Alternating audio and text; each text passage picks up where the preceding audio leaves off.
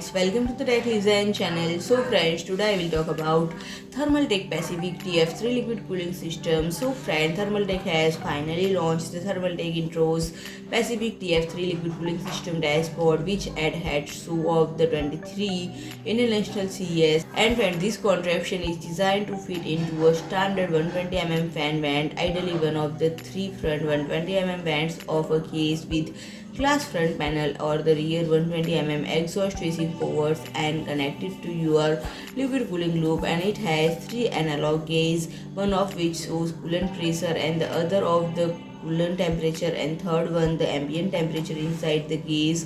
And the dials of these analog gauge feature an RGB diffuser, so they can color code the temperature reading in real time or be programmed like any other RGB objection in your case. And friend, it has the same dimension as the case fan and measuring 120 by 120 by 25 mm. So friend, if you like my video, please do like, share and comment, and don't forget to subscribe my channel and press the bell icon.